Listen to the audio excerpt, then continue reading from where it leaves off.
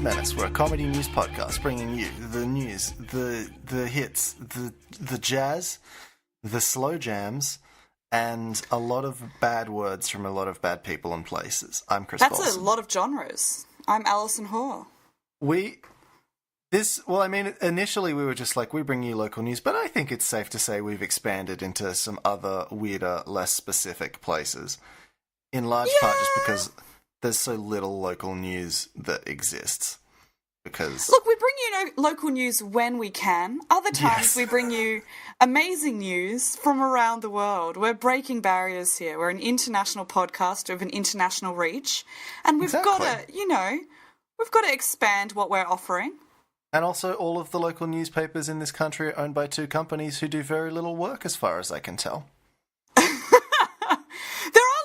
The thing is, anytime you're searching through these local newspapers, there's like a heavy section on local news, and it's got about maybe 4 or 5 news stories a week, and you can tell, the local journalists who are doing that are kind of trying their best to find some news that's happening, and some of the stories are genuinely important. Maybe too much slow to talk about on this podcast. Yeah, and some of them are like a dude got bit on the butt by a snake or something, and then we go, yes, this is for us. This is for us. And then that snake butt story gets syndicated to every other local newspaper around the country because they're all owned by the same bloody companies. So and then there's also 12 stories about the Prime Minister and why they love him.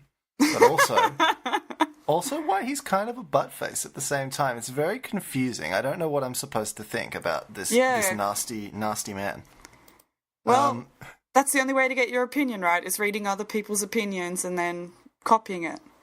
So I spent most of yesterday building a cupboard. I got some IKEA furniture in, and the cupboard was wonderful. The last big one. But for that, I had to remove my old cupboard because it was decrepit and falling apart. And the way I did that was I organised for the Canterbury Bankstown Council to come and collect it, and I had to put a sticker on it and put it in a 3-metre square zone outside my apartment. And it was supposed to be picked up yesterday, and it got to about 6 p.m. yesterday, and I was like, still a big pile of shit outside my house. That's interesting. And a few pieces of it had been requisitioned by some of my neighbours, which is giving back to the community, even if it's accidentally. Well, that's how you acquire stuff, right? Is you go from the other people's council cleanups, and the sticker just tells you this is free to take. Pretty well. One guy actually asked me, and I was like, "Yeah, do it." But by 6 o'clock, I was like, "I don't think they're coming." But I was woken up at 5:30 a.m. this morning by the sound of a council van outside my window and a guy dumping pieces of wood and metal into the back of his van. Oh. That dude is fucking committed to his job. Yeah. Doing that at 5:30 in the a.m. That's too early. It is definitely too early. Or I think maybe in this case is too late because he was literally 12 hours late.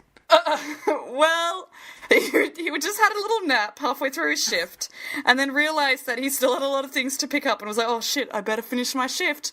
Can't do that on tomorrow's shift. Do you think he looked at, it was so hot yesterday, he just looked at the temperature and he was like, I'll do it tonight. And then he just sort of went from house to house, waking people up as he threw their furniture into his van. But you're really being generous to these people to assume that they can sleep in this heat, because I certainly can't. No. Well, I figured out a system, sort of. What's the system? Well, I mean, for a start, no doona, no clothes. That's a given. I've got two different Fair fans. Enough. One fan at one window, sucking air in from that window, pointing directly at my body. Sure. Then a different fan at a different height level at a door, sucking air in from that area. So I've really created a kind of cross streams of fan air right on my body zone area. That is a very good system. It is a good system, and then you wake up at 4 a.m. feeling cold. And then you put your doona on and you sweat. Yeah, but look, that's still a few more hours of sleep than I would have got otherwise, so better than nothing. Well, that's true. I mean, occasionally, I haven't had to do it this year, but a couple of years ago, I was having a particularly bad night from the heat, and so I put my pyjamas into some cold water and then put that in the freezer for a little while. And then I wore, like, frozen icicle pajamas as I laid on the floor of my bedroom in frozen icicle pajamas. And that was a good plan. It was actually very nice until I woke up and I was kind of, like, hot and damp, which really was not the best feeling.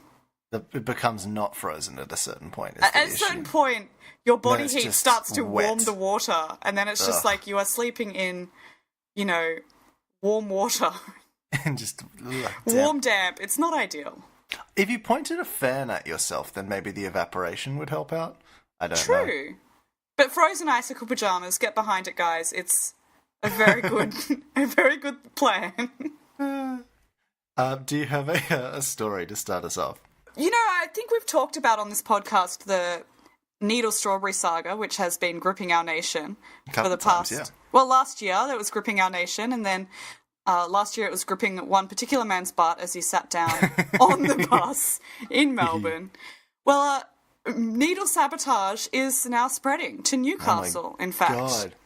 Yeah, but this time it's bread that is under attack. Okay. By the phantom needlers. And, you know, this is from the Newcastle Herald, and it's by journalist Helen Gregory, and it says, Lake Macquarie family finds needle in loaf of bread. Huh. Yeah. Doesn't seem ideal, but in the picture, the needle it does appear to be baked into the bread, not just stabbed in there. Not, like, pushed in. Interesting. So it could be pushed in a way to make it look like it was baked in which case, this is a devious kid. Well, okay, here's the question. So the way that they've showed, have they, like, sliced it and then there's a needle sticking out? Or, like, what's the format? Well, it's a sun-blessed loaf of bread, which is pre-sliced. No added sugar, by the way. It's soft, white, thick. 3.5 health stars. Soft, white, thick. That's what she said. Soft, white, thick. God, I'm a child. That's what it says on the packet. So, sun-blessed, soft, white, thick. You could use that as like a Tinder pickup line. Oh, God, you could say, hey, sun-blessed. Hey, sun-blessed. I hear you've got no added sugar. And 3.5 health stars. Ooh, that's a good number of health stars. Yeah. Anyway, sun-blessed bread, buy it. It's a slice of the bread, of the sun-blessed bread, and it's got like a hole, like a cavern in it, like a cavity around the needle in the bread. Interesting. And the needle appears to have little pieces of bread on it. Huh. So there's... Okay. So in your forensic mind, from what I've described to you, how do you think this occurred? Well, I mean, the obvious one is that there was a very nasty baker. Sure. Because... all bakers are nasty. Well, I mean, all bakers are nasty. They get up very early, so you have to be a nasty person to do that. Yeah, I don't know. You have... Yeah. Only a sociopath would be up at 4 a.m. There's got to be something wrong. But... I don't know. It could be like a packaging person could have like sneakily slid it in. But okay, maybe they have, since this is a big bread company and not like a bakery, I assume. Sure, maybe... it's Tip Top. Yeah, so... Tip Top is the one, you know. There's lots of places on the bread production line where they could have had needles added to it. Like, I assume that they have like the person makes the dough, the person turns the dough into a rectangle, sure. The person puts it in the oven, the person slices it. Either that... Oh, shit, okay. You've unearthed the conspiracy and you're talking it through. You know how businesses, especially manufacturing businesses, are very into automation these days? And they're trying to get all of the stuff done by robots and pay as few people as possible because I see where you're just going super with this. Cool. Yeah. I'm saying this is the start of fucking Skynet, is a bread robot puts a needle in the bread to see what happens, and then just they to find test it out. Exactly. They have internet access. They found out the controversy they caused. This shit is going to go viral around all the robots in the world. Our phones are going to just start shooting needles at us before you know it. They know that a needle in bread would murder a human. It wouldn't murder a robot, so if a robot is enjoying a nice slice of bread, they wouldn't be affected by this. No, robots have metal mouths that are impervious to needles. Everybody knows that. Yeah, that's like the number one design choice is impervious to needles. So this Lake Macquarie family finds needle in loaf of bread is the headline to the story. Have you ever seen the movie The Bicentennial Man? Oh, no. I have not. I have seen when I used to go to the, like, Video Easy near my house, I used to always see the VCR cover art for The Bicentennial Man, and I don't think I ever watched the movie. But the cover art on the VCR was quite horrifying. So the plot of the film is that, trust me, this is relevant. The plot of the film is that Robin Williams is a robot. Sure. Who he learns to, basically gains sentience and falls in love with the daughter of the person who originally owned him, I want to say. Oh, no. That seems a little bit incestuous. It does. And he's like 200 years old, and he wants robot surgery from a man to make him more human. And he's like, I want organs and stuff, but he does specify, I want a dick so I can fuck. Does he say that? Not in those words, but like that's what he asks for. Because he wants to have relations. He wants to have human intercourse with a human woman. Yes. So he specially requests a dick to fuck with. But my point was that I feel like that would be a fun way Robin Williams could get into it. He's like, I want to feel the pain that the humans feel when they eat a needle. Exactly. That was a very, very long run up to that. Well, I mean, it worked. It got there in the end. I could kind of like see the thought process, and I'm like, okay. I was assuming you had seen The Bicentennial Man, and I wouldn't have to explain what Well, it was I have about. seen the book's VCR art, and that's basically the same thing. Because it's Robin Williams smiling very, like, intensely on the front of it. And the tagline is, his heart may be cold, but he has a dick so he can fuck. His heart may be cold, but when he eats needles, his innards get ripped to shreds. And it's... So he's human that way. So he's human like you. So anyway, a Bonnells Bay mother is reeling after her son found a needle in a piece of bread, saying she's thankful it wasn't fed to a small child. But it's okay if her son eats it. So she clearly doesn't think much of her son. Sheree McLaughlin had arrived home from work for lunch on Monday when her son, Seth, 13, shouted for her to come and see the piece of bread he was about to toast. He saw something shiny because it was in an air pocket, and he's gone to turn the bread around and he's seen the needle and thought, "What the hell is that?" she said. He's pulled it out, and when he worked out it was a needle, he put it back in the bread. What the fuck, Seth? Why, Seth? Why did you do that? Given how little respect this man seems to have for Seth, I'm shocked that she didn't immediately assume Seth had put it in there himself. Me too. She'd be like, Seth... what the fuck, Seth? Are you trying to kill me, Seth? Why did you put needles in the bread? I like how he took it out and then immediately put it back in. He's like, oh, it's a needle. Shit. I see nothing wrong. Well, no, because you can't disrupt the crime scene. Exactly. You've got to put it back as is. So, oh, God. Apparently, you can see a brown crust around where it has been cooked in the bread, to the left of where the needle was reinserted, as the metal has heated it up and cooked the edges of the needle. That's actually very interesting. Yeah. So the needle is, in fact, baked into the bread. Counterpoint. Seth did do this, and Seth just broke off little bits of the outside crust and put it around the needle because he has a keen scientific mind and he wanted it to be accurate. Because he's a little shit. Damn it, Seth. God damn it, Seth. Why are you always doing this? So anyway, it says, Miss McLaughlin purchased the tip-top sun-blessed white thick loaf from Coles at Bonnells Bay.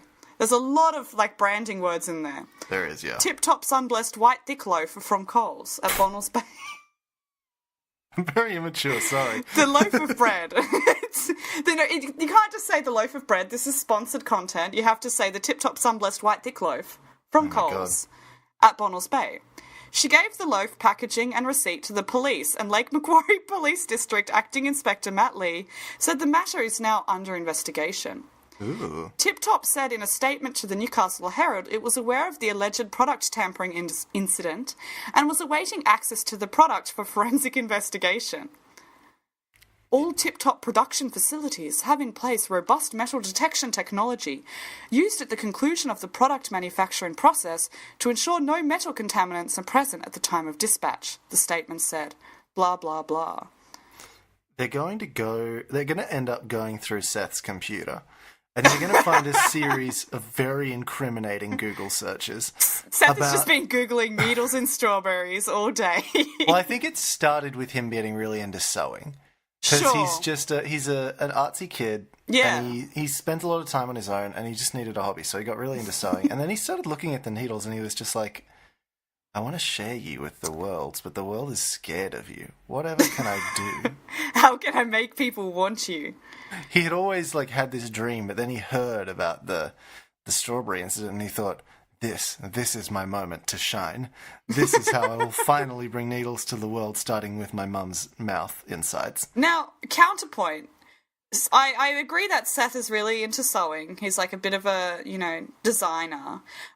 He's kind of in the avant-garde fashion scene, And so what he wanted to do was It's got lots of metal spikes on it. Well, no, he wanted to sew some clothes out of bread, for the environmentally friendly notion of it. And so what's happened is he's inserted the needle to make the first, sew in there, the first stitch. And then his mum's come in and she's noticed that he's holding a piece of bread with a needle in it, and because he's too embarrassed to admit his hobby is sewing bread clothes, he's gone, oh, look, Mum, there's a needle in my bread. I was just putting it into the toaster, and it's here, and I put it back. Can you imagine if you were wearing, a bread shirt, and then it started raining, and it just dissolved? And then you got just attacked by seagulls and ducks and ibises. I would love if someone tried to do that as a sexy thing, but they did it at the beach. They had a bread dress on and then went onto the beach, and they were like, I'll just step out into the rain and watch what happens. And then it all falls off and then they get swamped. Every seagull in Australia just swoops down into this bread party at this woman's feet. Oh god, it's horrifying. And just pecking out her chest. This is how Alfred Hitchcock's The Bird starts. It's because in that canon, in the universe, everyone's clothes are made out of bread. And that's why all the birds are attacking. Maybe you can't tell they're made out of bread because it's black and white. So I guess, the technology at the time really didn't pick up the fact that everyone in that movie's clothes were bread. But it's true. It's a fact. If you ever want to make one of those, viral getting swooped by a magpie while on a bike videos, just staple some bread to the back of your bike helmet, and they'll come right for you. We used to feed dog food to magpies, so you could put some dog food smeared on some bread, and then you'd probably get even more magpies come to your house. What a repulsive concept. You just attach that to the back of your bicycle helmet. Just smear some raw, gross mincemeat shit onto your bread. Stick it to the back of your head, and then get attacked by a bird. Sounds wonderful to me. Oh, God. Oh, God. And anyway, the story basically ends up, Ms. McLaughlin said the experience had been surreal. No one expects anything like this. Everyone thinks this won't happen to me. She said she hoped hers was an isolated case. What happens if the mother of a 2-year-old had made a Vegemite sandwich, said, here you go, and the children stuck the whole thing in their mouth? What about that, Chris? The only person at risk here was her shitty son, Seth, so it doesn't matter. That's what Seth wants. So, I think that's okay. Firstly, Seth's into it. Secondly, I think Seth needs to just sort of learn his hobby is sewing bread, so, that's part of the lifestyle for him. He needs to learn about consequences and, object permanence, so it's probably not a terrible idea. He's just trying to, prove who is or is not a robot, which is a noble cause, I would say, in this society. I have a story that was submitted to me, worryingly, I will say, by a few different people. Dear. That sounds wonderful. Yeah. This one's from Lad Bible, esteemed website. Esteemed publication. Highest of journalistic standards. I've never been more turned off by the name of something than I have been by Lad Bible. I've never actually seen the Lad Bible website, or publication, if you may. I have seen a million things shared by Lad Bible, and I didn't realise there was actually a website that wasn't just the Facebook page. Neither did I. I'm going to visit the website properly right now. They have just like a fairly minimalist, WordPressy looking setup. Okay. They've got, I think it might be an actual, I'm pretty confident it is running on WordPress, can confirm. If you're logged into WordPress, you can see when people have WordPress accounts. The comment section is the WordPress comment section, so yep, I'm pretty sure that's what it is. Beautiful. Hey, look, there ain't nothing wrong with that. So, yeah, it's fine. Headline is, it's Kiss a Ginger Day. Show your favourite redhead some love. No, stop. It's Right? not Kiss a Ginger Day. It's never not- Kiss a Ginger Day. It's the worst thing ever. It's never going to be that day. So what I love about this is a really great combination of incredible condescension and also assault. Yeah. It's just, yeah. If you kiss me, it's not consensual, and therefore that is harassment and Exactly. assault. Gingers don't have it easy. They get... Why are you writing this? This is written by Rachel Grealish, who, just by looking at the very small picture, I'm pretty sure has brown hair with blonde highlights in it. So just take from that what She's you not will. a ginger. She can't write about ginger issues. Come on. Gingers don't have it easy. They get a lot of stick for something they didn't choose. And they even struggle to go out in the sun, poor bastards. So do you. You will get burnt as well if you're white. So it's nice that one day a year we can appreciate the flame-haired loves in our lives. It's Kiss a Ginger Day, and although not a real holiday on the calendar, it's Good. all made to encourage positivity. If it was just like give a ginger a compliment day, then like that'd be If it was, yeah, tell your ginger friend their hair is nice day. appreciate a ginger Okay, day. I would be like, cool, thank you for telling me my hair is nice. But Or they could just cut out the middleman and call it sexually harass a ginger day, so that way like we just know to stay home. yeah, exactly. That's like the purge day Now, for what us. date is sexually harass a ginger day? So I can be aware of that. I believe it was actually 1 week ago today, so That's so rude because that was almost my birthday. I know, So right? it's going to be like sexually harass a ginger day the day after my birthday every year. Oh shit, And I'm going to that's have really to deal bad. with that. So what you've got to do, Alison, is eat a bunch of food on your birthday, and then on the day after, you're just like, food coma, can't go outside. Yeah, sorry, I'm sick. I can't go to work today. The unofficial holiday was started back in 2009 on social media, of course, by Derek Forgy. I don't actually know who that is. Is he a ginger? I like the way they say, of course, as though I'm going to know who he is. Or is he someone who likes to sexually harass gingers? I think he was a ginger of some description. Okay, sure. Fair enough. Fair enough Der- to him. Derek was just so sick and tired of the bullying and victimizing he and other redheads are subjected to. When you look at it, being ginger is pretty cool and rare. Less than 2% of the world's population is ginger, and this obviously doesn't count anyone who dyes their hair. Yes, Obviously. I agree. Good on you, Derek. Thank you.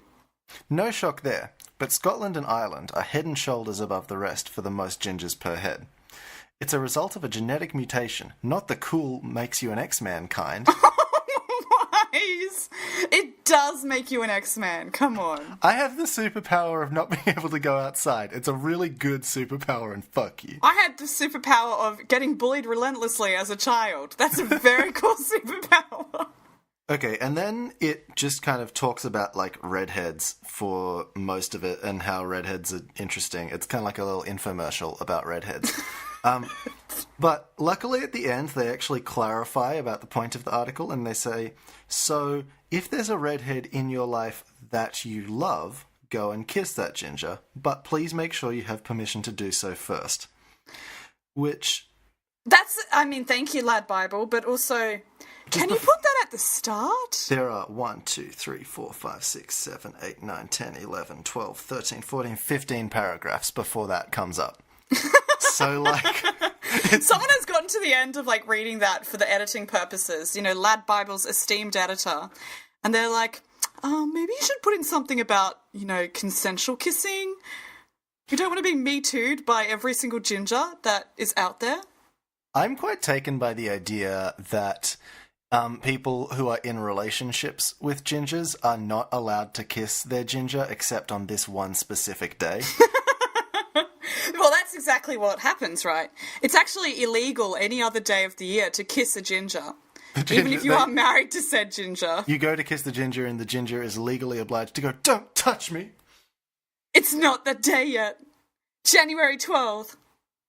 It's weird to talk about, because, like, obviously having red hair is just, like, sort of treated as a big joke.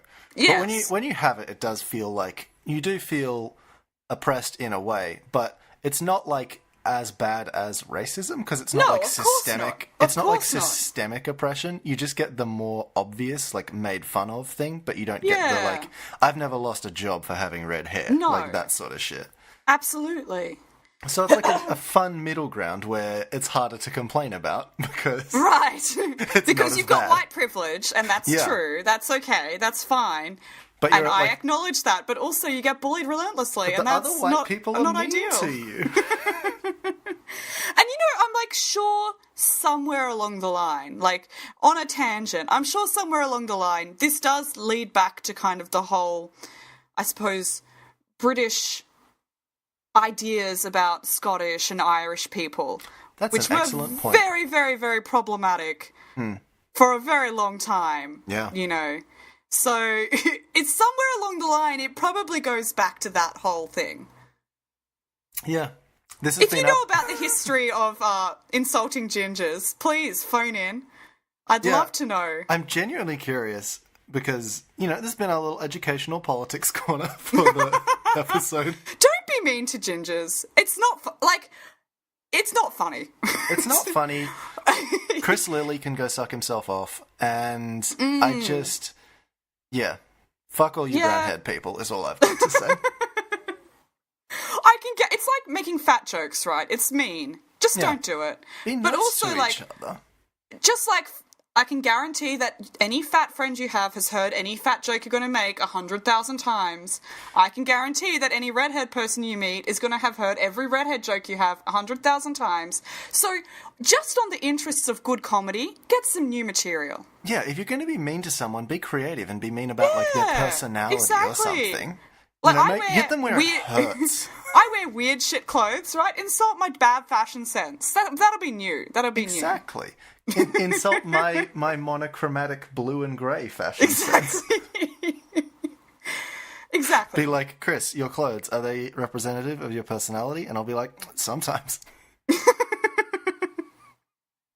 Well, that's fun. Do you have another story for us? Oh, yeah. Do I have another story? This is a headline that I read on ABC News, on a website that I read regularly. And let me tell you, when I read this headline, I was going to share it with you, but then I'm like, I'm going to save this headline. I also have had that instinct at times. Now, the story is as disgusting as the headline imagines, but I don't know how to do this other than just tell you what the headline is. Just go for it.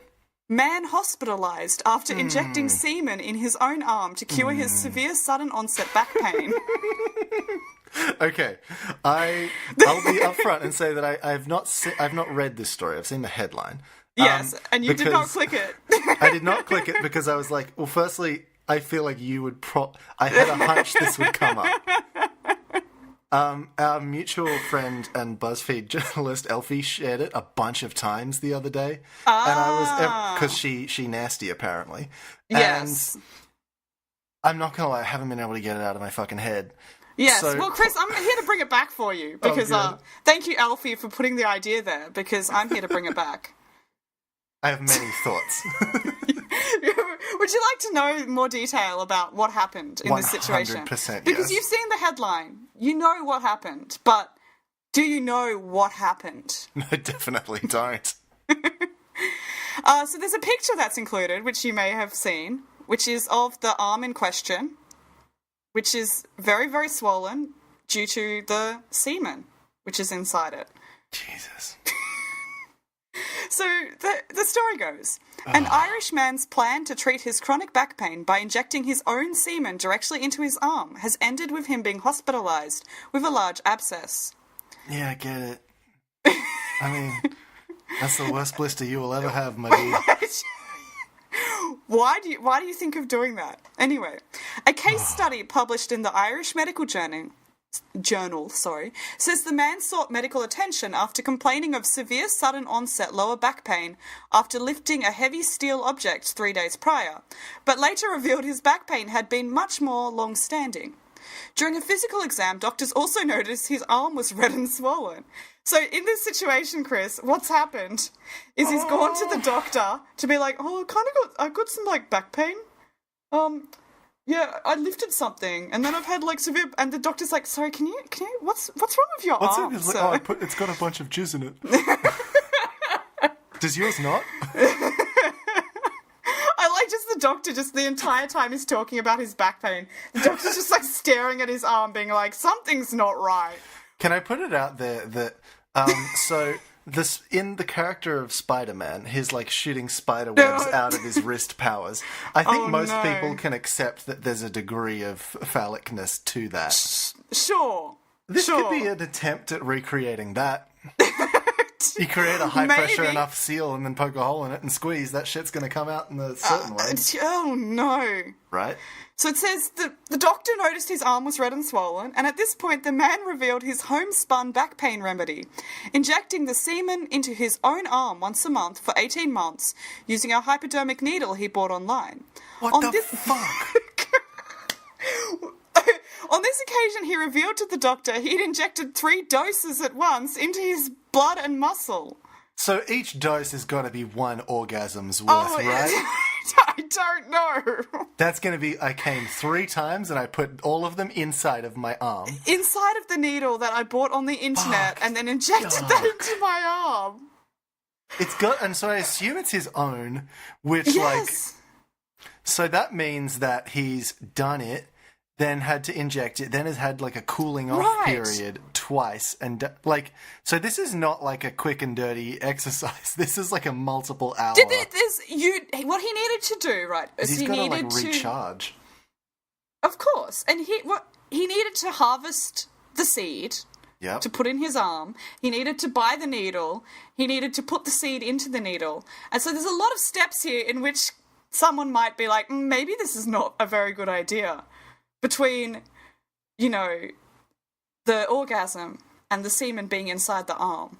There's a lot of steps. I'm just trying to figure out what the inception process of this would be. And outside of a literal inception from the movie Inception, the only thing I can think of would be, like, he's jerking it and he's like, yeah, this feels really good. Maybe if this feels good on my ding-a-ling, that will make other parts of me feel good. So logically, if I put it in my arm, then my back will feel better. I guess. I was looking in the article to find out where he found this idea. And I thought maybe this is some kind of like, weird folk remedy. But apparently it says, this is the first reported case of semen injection for use as a medical treatment. It said, he hasn't even got this idea from somewhere else. No, this is a Brian original medical solution. This is something he's come up with himself. He's come up with it. Oh no, Chris! He made this. He. So it says here. We should start an Etsy shop or something. For he needs to turn this into a business because there's definitely going to be some other freaks out there who want to do this too. There will be some people who try it. It says. The Irish Medical Journal said the man was operating independent of any medical advice. No shit. No shit. I like how they had to clarify, just so they know. Like, he didn't get this idea from a doctor. And its search for any prior reference to using semen as a treatment for back pain, be it medical or anecdotal, came up empty. So, like, this is fully... Maybe he went to see his doctor and, like, he was like, I have back pain. And the doctor was like, all right, well, we'll get you an appointment with the physio and, like, we'll give you some of this nice back cream. And he's like, is there anything else I could do? And he's like, I don't know, like, you're not going to fucking inject jizz into your arm. Like, what do you want? There's only so many things you can do. He's like he said inject it jokingly. Jizz into my arm, like, you say. Oh, interesting. Oh, I see. And look, I understand the appeal because it means you don't have to pay for the drugs. Like, once you've got the needle, you've got an infinite supply. Right. Pretty much. If you're a man. If you're a man, so this is a sexist remedy. It sure is. Because it's not. That's an uncomfortable conversation to have with your friends. Is to be Yeah, it's like, sorry, can I? I need Kevin. some of your seed. I need some of your seed so I can.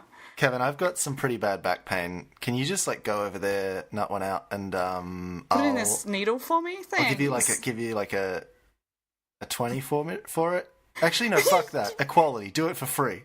You go to an IVF clinic to like, and you're like, now normally you inject that, the male sperm into my ovum, into my egg, but can you just inject that right into my arm today? What if we did it right into my arteries? That'd be so can good. we? And the IVF clinic is like, that won't get you pregnant, And she's like, yeah, I've just got a little bit of pain, Yeah, I lifted a heavy box the other day and like my back's kind of sore. So I like that. The researchers who wrote this Irish Medical Journal article then had to find if there was any reference to anyone ever doing this. That would have been an unpleasant Google search. And it said, even a search on more eclectic internet sites and forums found no other documentation of semen injection for back pain treatment or other uses. They're like, we went to the fucking dark web and we still didn't find anyone coming in their arm. We went to the InfoWars forum and no one was talking about arm coming, and it's just like... God. And just to clarify, it says here, the Irish Medical Journal recommended against such practices. So... How many people in the world do you think are going to read this and therefore do it?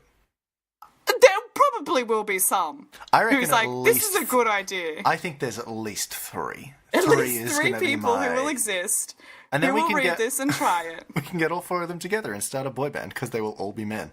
One of them will be a Vice journalist doing it for an article. Oh, Jesus. Last time I only ate Nutella for a week. This week I didn't eat it all. I just injected cum into my arm. Yeah, Guess what? exactly. I'm dead now. This is written by my son, Jeremy.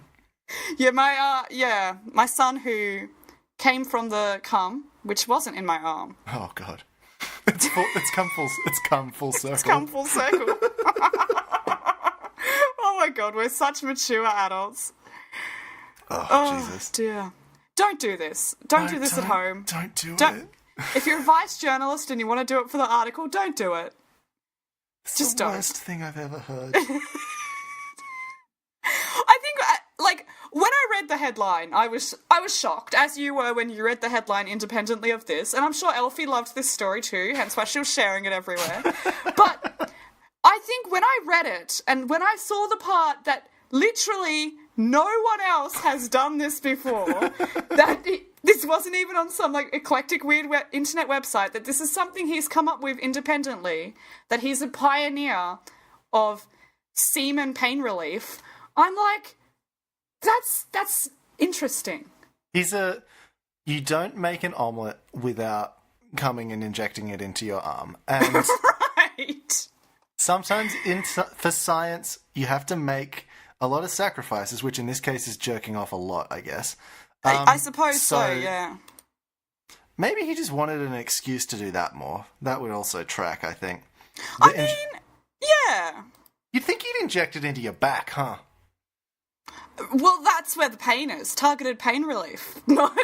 Maybe the fact that he's creating this big abscess, I'm going to assume that hurt like shit. Oh, I bet. So maybe it was just distracting him from the back pain by creating this huge jizz abscess on his arm. It surely was distracting his doctor from the back pain. Maybe this is why he's never been able to get medical treatment for his back pain. Because the doctors are always just like, what the fuck is that on your arm?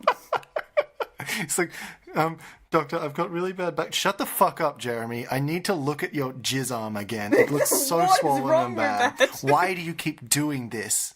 I will call the police, Jeremy. It's not okay. You're in danger to yourself and society. Do you have another story?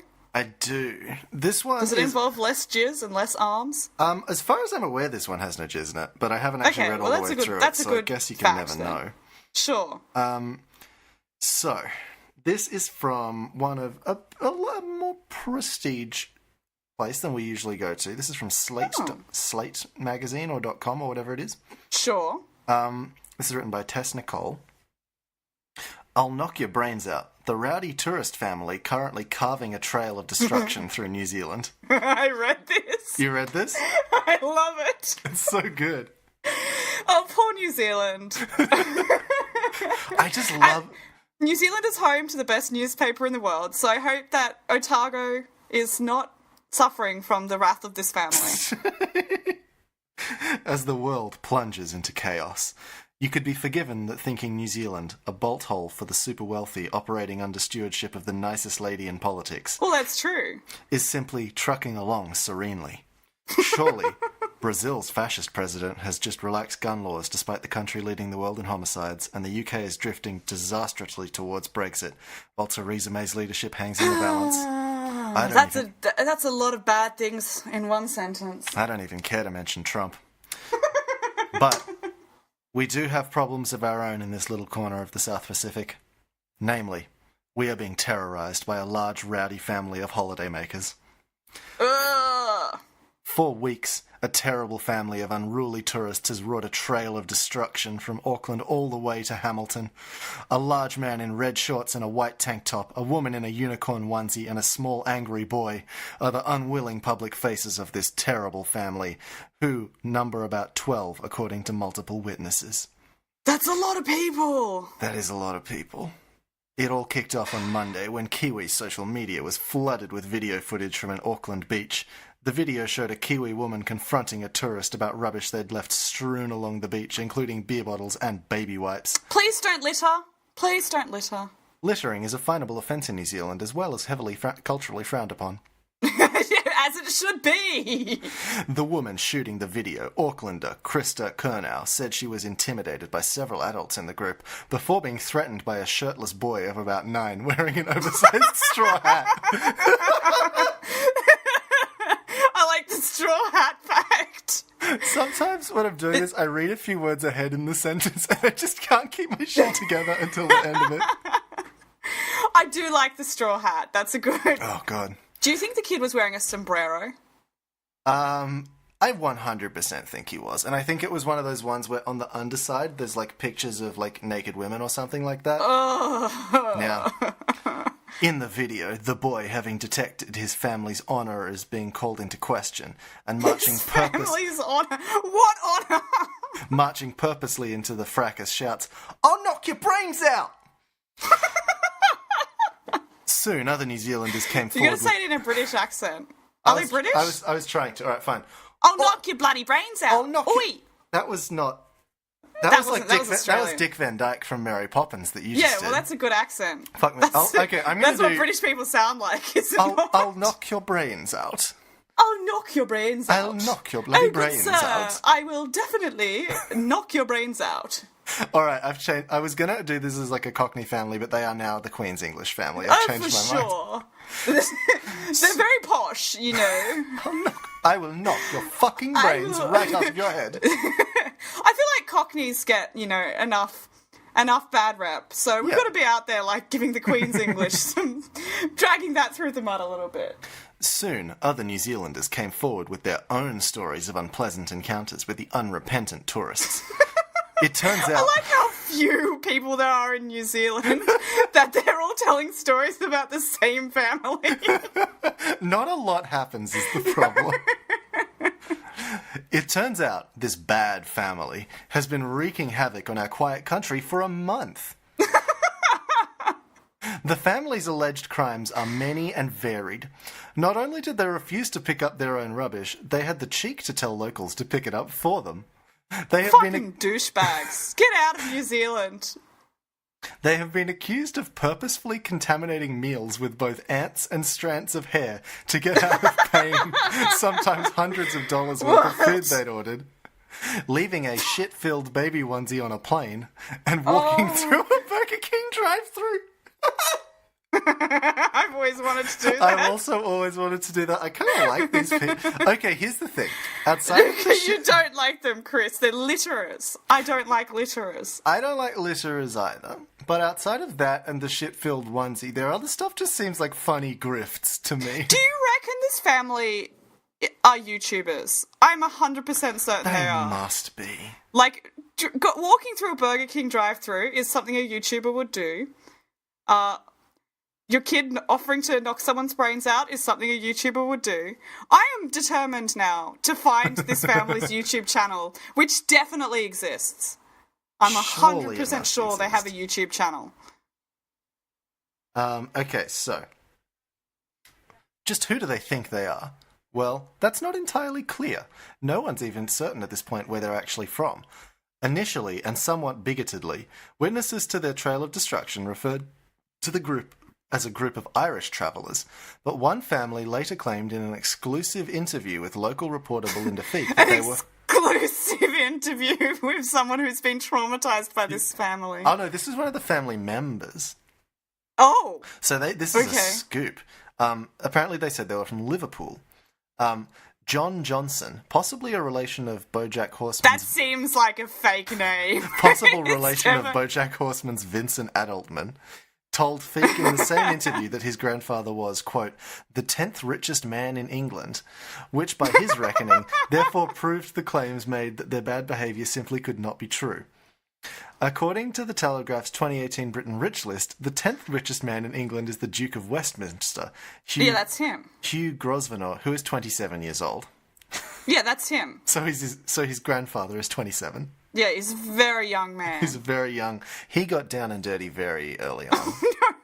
No. And we don't need to overthink that. It's adopted. It's adopted. He adopted a 60-year-old woman as his... And she immediately adopted someone else. Exactly.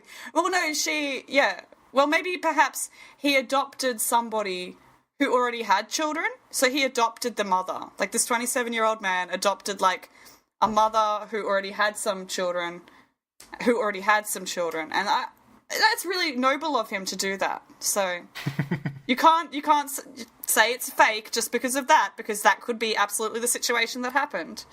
So the article then points to a New Zealand Herald article that provides a timeline of their actions. So, about January 3rd, a group of 13 tourists orders drinks and 4 meals at Backyard Bar and Restaurant in Northcote. They claimed they were ants in the meal. They leave after paying for 3 meals. They've made a timeline of this. About January 5th, the same group return to the restaurant. They leave after not paying for 2 meals after claiming there was hair in them. I love that they did it at the same place.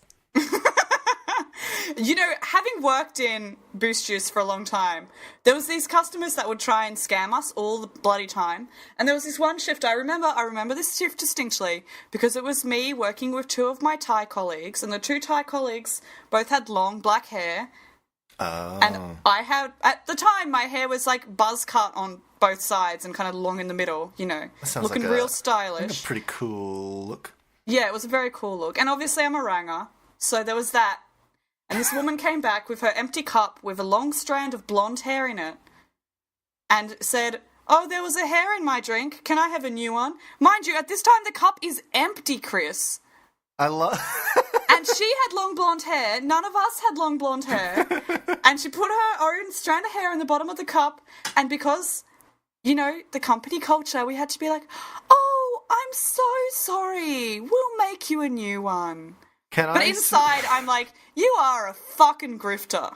Can I suggest that, because I'm down, I like this idea of saying fuck you to the capitalist man.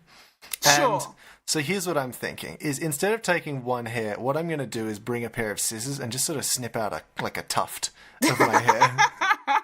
And leave that at the bottom and see if anyone will, like, question it. We're not allowed to. Like, exactly. Contractually obliged to not question this. And, you know, in my mind, I'm like, she's a grifter. I know she's a grifter. But I have to honour her and give her a free drink. We have to honour the grift. Like, she's put effort into that grift. She's pulled out one of her clearly hairs. She hasn't. Otherwise, she would colour her hair in with permanent marker to make it black. That is before true. She puts it in her cup to then play it off as the hair of one of the people in the store. Maybe she didn't want to seem racist, but wasn't quite sure how she was going to go about that. She didn't have an orange marker to colour in for my hair colour. So she was just like, oh, I'll put the blonde hair in. Okay. January 9th, a group of travellers dine at Artwork Eatery in Takapuna. They eat before threatening staff and walking out without paying. January 13, a group left rubbish on Takapuna Beach before threatening to knock the brains out of a local who challenged their behaviour. A family outside Ibis Hotel, this is the same day, demand to use a man's scooter. The man says they were rude and demanding. They demand, which was rude and demanding. The group from the beach dine at Nando's in Albany and demand Of course they dined at Nando's. I don't think you dine at Nando's. I don't think that's the right word. And demanded a refund after ordering their meals. A group of travellers also dined at Mr. India in Northcote, where they only paid for one $16 meal, but refused to pay for $250 This worth of food. family's eating a lot of meals. I know. And then the final one is, the group checked out of Ibis. The owner of the coffee club next to the hotel reports to the police, saying they were abusive and didn't pay for a piece of chocolate cake. The fuckers. Pay for your chocolate cake. I like at that point they've eaten so much free food that between the 12 of them they just wanted one piece of chocolate cake. Do you think that, like, these people are going to be referred to in, like, New Zealand urban legend for, like, decades to come? Oh, for sure. And any time there's an annoying customer, they're going to say, I think that family is back. John Johnson and his family. They'll be spoken about in, like, hushed whispers, like the Yowie. People will tell them their kids about them to, like, scare them, make them go to bed at night. And then, when you work in retail, John Johnson will come in with his family. And they'll tell you they're going to beat you up. Don't ride your scooter out on the street, or John Johnson will demandingly demand that you let him use it. Yes. Don't pick up your rubbish on the beach. Otherwise, John Johnson will come and, I don't know, something, fuck you up. John Johnson. I'm just imagining, like, what I would love is if these people were actually extremely polite and they had just had a series of bad food incidents happen to them. So, that sounds like something that would be in a comedy movie, like in a bit of a road trip, bit of a funny family road trip movie. And, you know, this family is like a really, really nice family from a good part of England. They're all, like, very well spoken. I love the idea that there's a bad part of England. The bad part of England is, I don't know, Buckingham Palace, I suppose. Yeah, I was going to say that. It's wherever, like, Piers Morgan lives. That's the bad part of England. Wherever Prince Philip is at any given time is the bad part of England. That's what the Crown has taught me. Where he is quite, yeah. Fuck that guy. And a lot of the Brexit people, where they are at that particular point and moment in time is a bad part.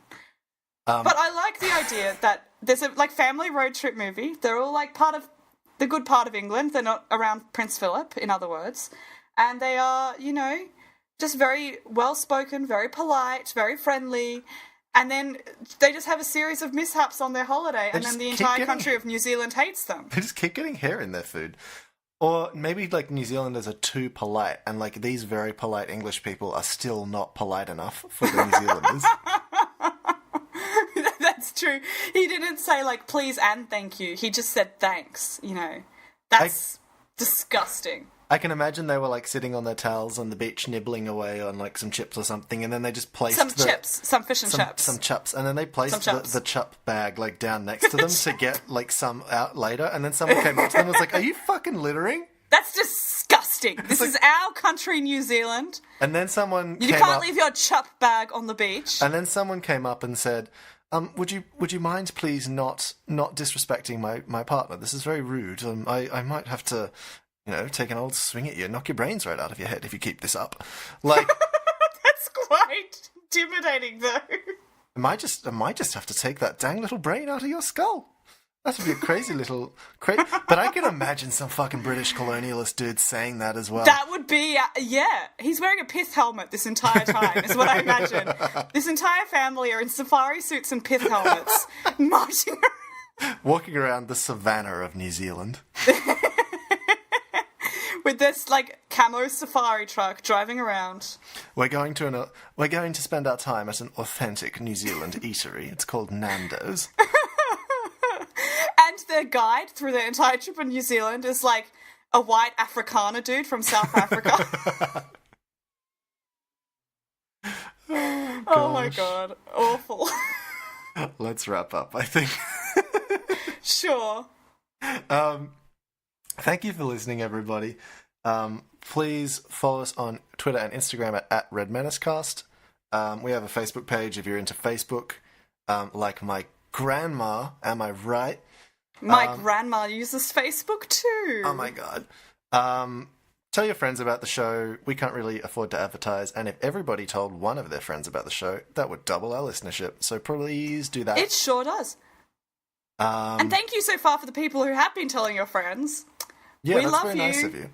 We love you very much, and we won't do anything for you except keep doing this. But when we have the redhead uprising, you will be spared. You'll be spared, and make sure to write at Red Menace Cast on your forehead when that happens, just so we can identify you. Yeah, we know, okay, you're one of the good ones. Right, you didn't bully us. Write hashtag Red Menace on your shirt, and that's how you know you'll be spared during the uprising. We'll make sure all the other redheads know. So I don't really have a final pun this week because the danged journalists were too busy talking about other shit, I guess. Yeah. About people coming in their arms and being tormented by New Zealand tourists or whatever. Yeah. So I guess I'm just going to say good luck and good night to everybody. And yeah. I go to say I'm sorry this one was so rowdy, but I'm not going to lie, I think it was pretty fun.